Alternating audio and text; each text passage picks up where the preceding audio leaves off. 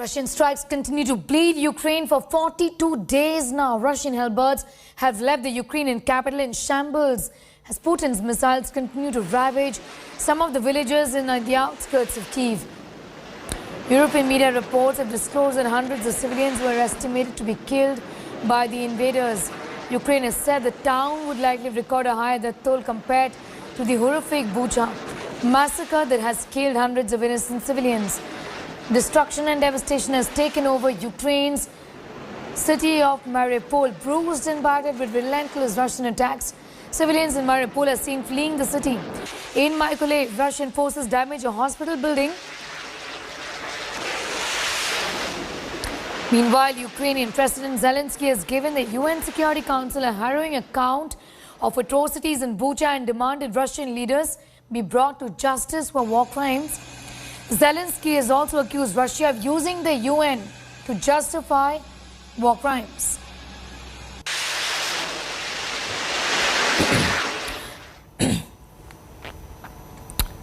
All right, we're staying with this days after the horrific Bucha massacre in Ukraine, which killed hundreds of innocent civilians.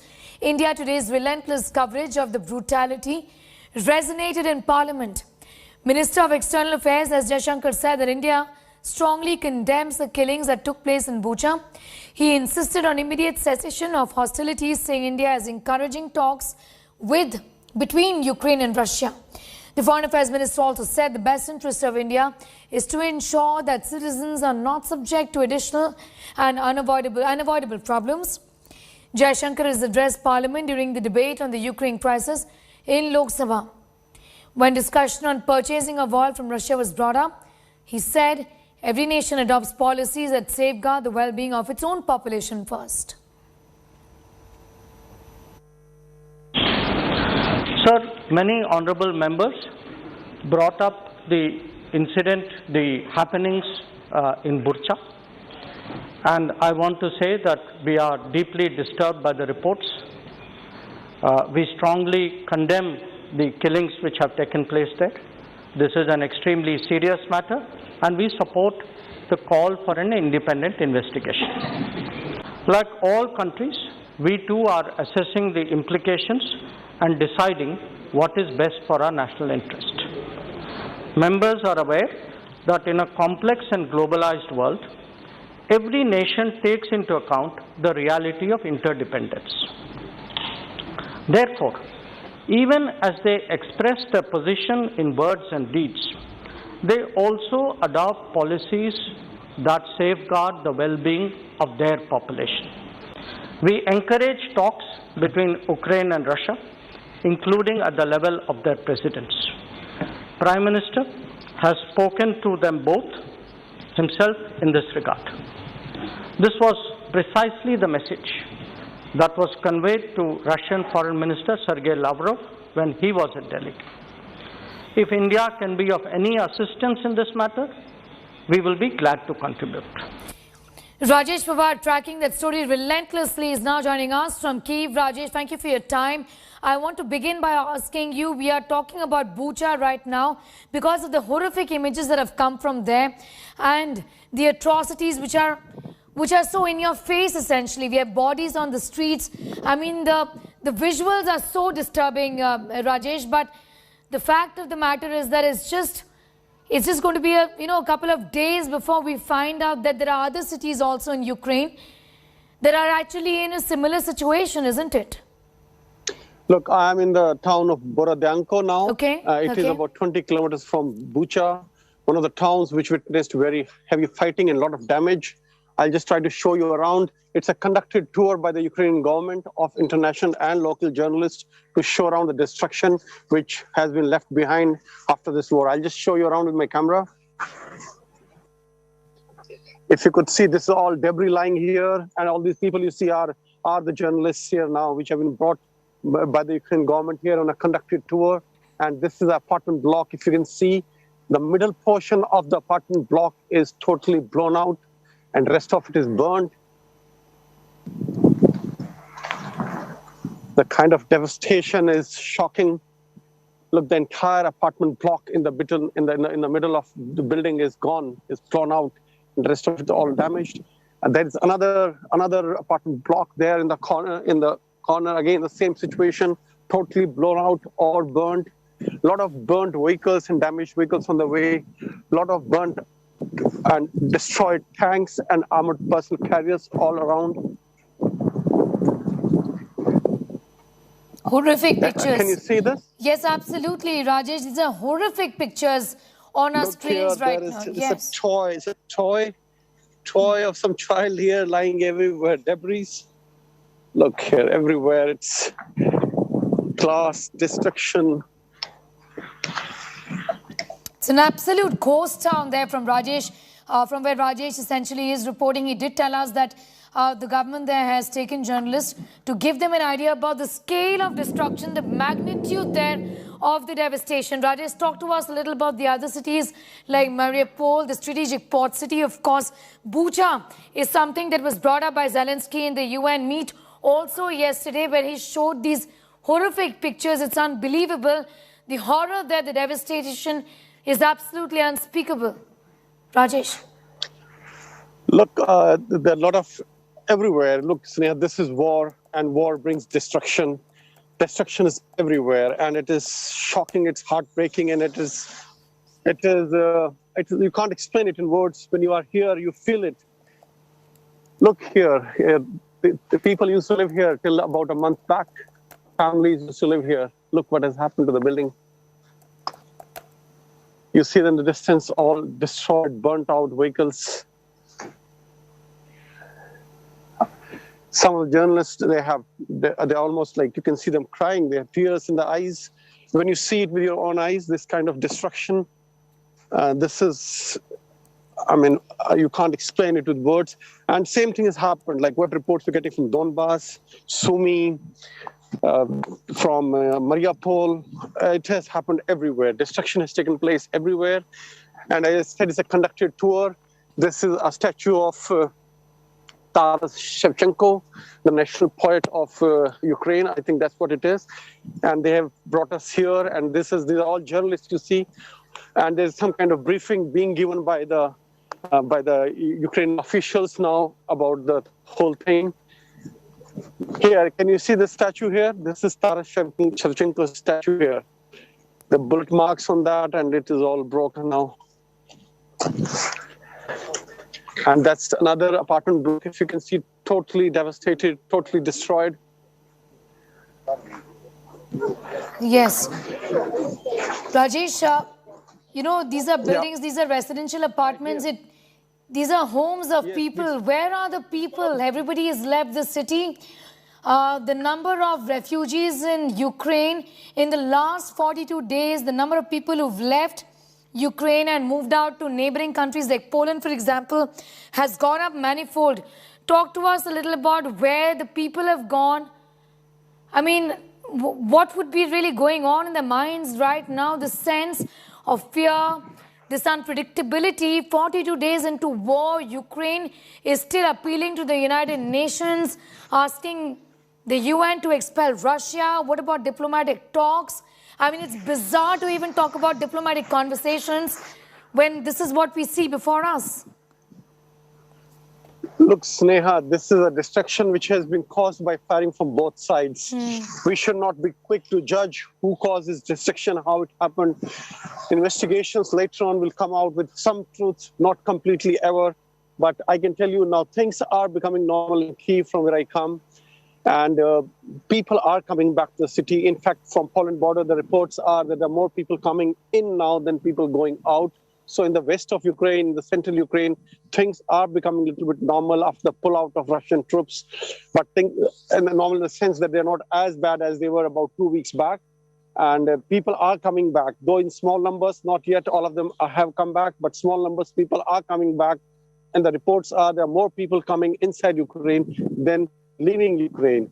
As far as diplomacy is concerned, after these images and videos coming from Bucha, diplomacy has taken a back seat now, and Ukrainians are saying that they will take revenge. What the Ukrainian president said, that they will not forget and forgive.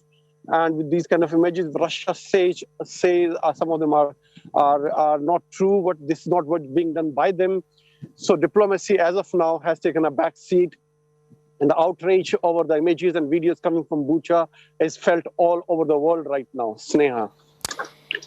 Rajesh, thank you for getting us up to speed with that. Do be safe. Rajesh Pawar getting us that detailed ground report is giving us an idea about the devastation. And India Today's Gaurav Sawant is doing the same. He is, in fact, back in Bucha, the site of savagery that is now in the global satellite after mass graves and civilian bodies were seen on the streets. The West is accusing Russia of war crimes in Bucha. Moscow in turn claims that Ukraine staged the massacre. Here's Gaurav Sawant's latest report from Bucha. On day 42 of the conflict, Bucha remains the epicenter of investigations. International teams are coming to Bucha to carry out forensic examinations of bodies that have been recovered. You also have ambulances that are going from house to house, door to door. Their effort is to speak to people inside and find out who requires assistance. We've been told in several houses people are even unable to come out and ask for assistance. Also, gradually people returning home in Bucha. What's extremely significant is President Zelensky of Ukraine has sought international assistance to carry out an independent investigation. Forensic investigators have been sought from several countries to come to Bucha and gather information and intelligence and evidence against Russia for alleged war crimes.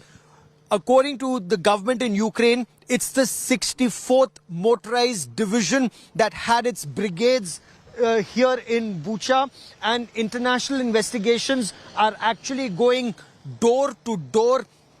One, gathering information in terms of evidence that people may want to give, also video evidence, and two, when postmortems are carried out, evidence is being gathered of crimes against women, crimes against innocents in terms of their hands being tied behind their backs before they were shot dead. All of that evidence is being gathered, and teams of doctors are also going to help people. For example, this is the ICRC, the International Committee of the Red Cross, that's also going to provide medicines and other assistance that people may require.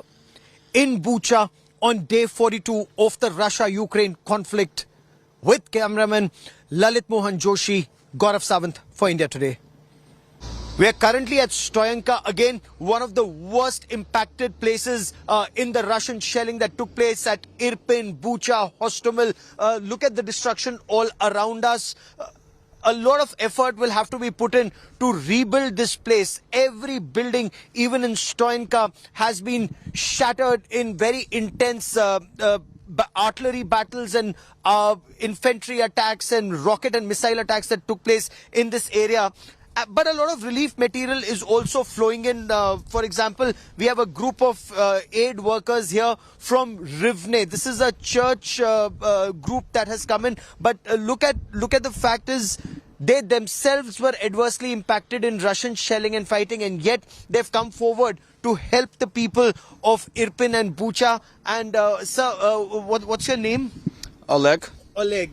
Anna. Anna. Arina. Arina. Artem. Artem. Alexander. Alexander. Are you students? Yeah, three of us are students. And you are headed to Irpin or Bucha? We are heading to Irpin. To Irpin? Yes. What all are you carrying to Irpin with you? I will answer. So we are carrying humanitarian help. This is food, fuel, generators, tools to help people to rebuild, to clean the space, like houses, because lots of them are destroyed now.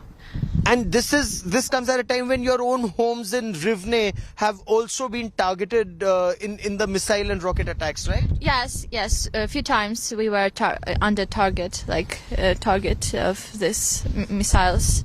But since Irpin and Bucha were badly impacted, you've come forward to help. So who's funding this?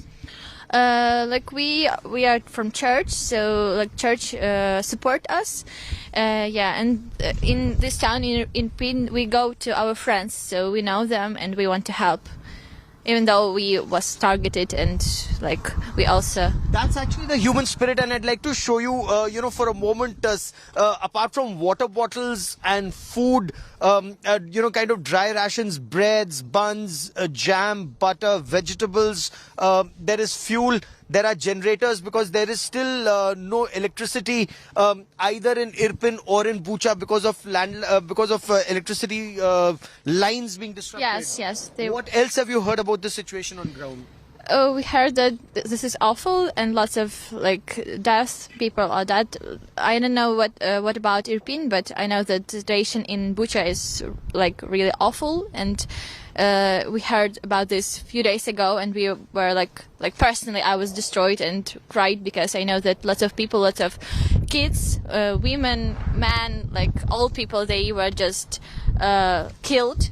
Very like notorious news. So aren't you scared about going to an area which still has a lot of bombs? Анечка. Ні, я не налякана, я скоріше обурена. No, she isn't scared. We aren't scared, but we just for us, furious because of this. It's our land, it's our people.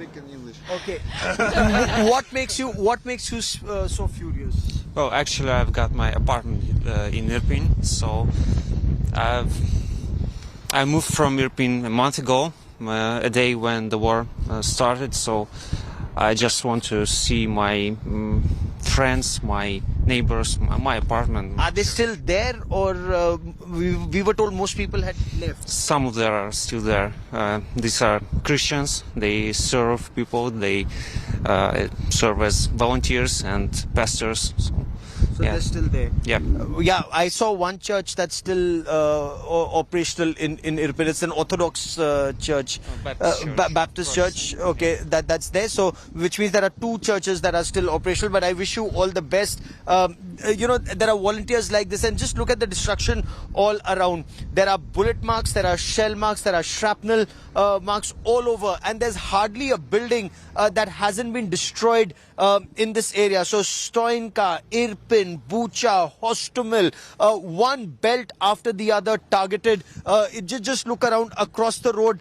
Those buildings have been targeted very, very badly. We'll move closer and show you some other stuff. So for example, now there is military hardware that continues to flow into this country. As you can see that tanks, armored personal carriers and self-propelled howitzers continue to be taken, and the information we are getting is that some of these SP howitzers are now being taken to the Belarus border as those borders get restored. But one after the other, you can see whether it's fire brigades or ambulances or emergency vehicles, they continue to go into Irpin and Bucha to help those still trapped inside, or to carry out investigation in cases of those killed in this deadly conflict between Russia and Ukraine. With cameraman Lalit Mohan Joshi at Stoyanka, Ukraine, Gaurav Sawant for India Today. Moscow is facing global revulsion and accusations of war crimes after the Russian pullout from the outskirts of Kyiv. Ukraine raised the Bucha killings at UNSC, the United Nations Security Council, and called it one of many of Russia's genocides. The United Kingdom and European Union are calling for stricter sanctions against Russia.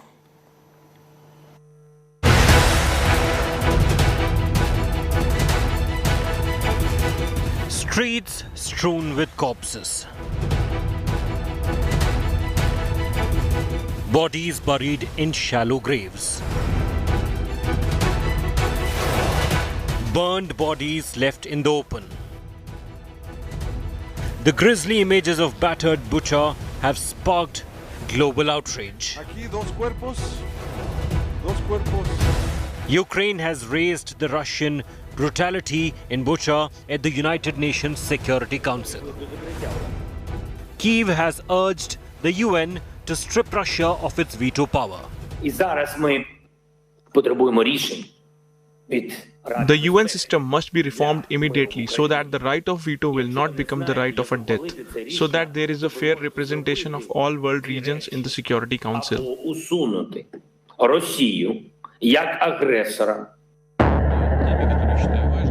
Without naming Russia, India condemned the civilian killings in Bucha and called for an independent probe. We unequivocally condemn these killings and support the call for an independent investigation. Moscow is facing global revulsion and accusations of war crimes after the Russian pullout from the outskirts of Kyiv revealed horrors inflicted on the civilian population. The UK has urged G7 to ban Russian ships and set a timetable for oil and gas exit. On Thursday, I will be urging our NATO and G7 partners to go further in sanctions by joining us in banning Russian ships from our ports, cracking down on more Russian banks, going after industries that are filling Putin's war chest, like gold, and agreeing a clear timetable to eliminate imports of Russian oil, coal and gas. Germany, France and Spain have expelled dozens of Russian diplomats following the Bucha killings. Russia has rejected all the charges. Kremlin claims Bucha is a monstrous forgery aimed at maligning Russia. Cluster munitions pose an immediate threat to civilians during a conflict. Such bombs randomly scatter sub-munitions or bomblets over a wide area. The Convention on Cluster Munitions is an international treaty that prohibits all use, transfer, production and stockpiling of cluster bombs. World leaders are calling for tougher sanctions and accountability for alleged Russian war crimes in Bucha. Bureau Report, India Today. Russian attacks on the Donetsk region has turned into dust, but Ukraine also won't back down. Ukrainian missiles have reduced the Russian military camp into rubble. Schools destroyed amid fierce resistance. India Today's Geeta Mohan brings this report from the war zone. Massive shelling, massive operation over here in Bolydyanka. You can see there smoke still billowing. This entire camp was attacked. It had a lot of tanks, armored vehicles, Ural trucks and artillery carrier vehicles as well has been attacked. So officers over here trying to now assess the situation. They're trying to retrieve all the armored vehicles, artillery carriers and tanks as soon as they can and save as many as they can. But if you see over here, the situation pretty bad. The forces have moved out of here and they're trying to retrieve as many as they can. This is also a base camp where captured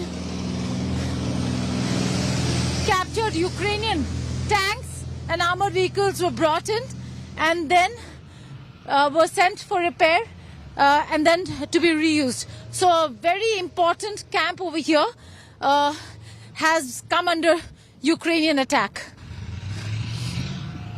I'm being joined by Officer Ilya, who will explain what really happened over here and how are they trying to contain the Ukrainian forces.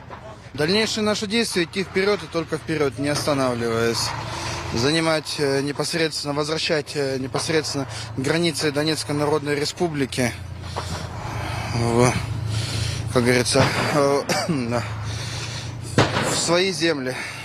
So the only action he is planning now, he knows that we're gonna continue to push and taking back our grounds, which is must be under public control. There was major shelling over here. Now, what is the sounds? What are they doing? Are they diffusing? Are they detonating? What are they doing? Сейчас звуки хлопков происходят. Сейчас это что это происходит сейчас? Это непосредственно это сейчас в данный момент происходят действия наступательного характера. So, okay, let's wait a bit, okay? So the thing is, you're asking about what is happening here, but it's not the same you wanna ask now at the moment. So they do other questions or. Okay, so ask him how many Ukrainian soldiers were they? This was his force, his team. How many Ukrainian soldiers did his team capture? Есть у вас вообще за время операции были украинские пленные у вас? Да, были много десятков, потому что наш полк уже порядка 17 населенных пунктов, это не считая те, которые мы прошли, 17 населенных пунктов мы взяли боями. So they took around 17 villages and small...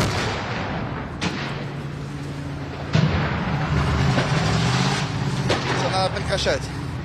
Okay, let's stop it. Thank you, sir. Thank you.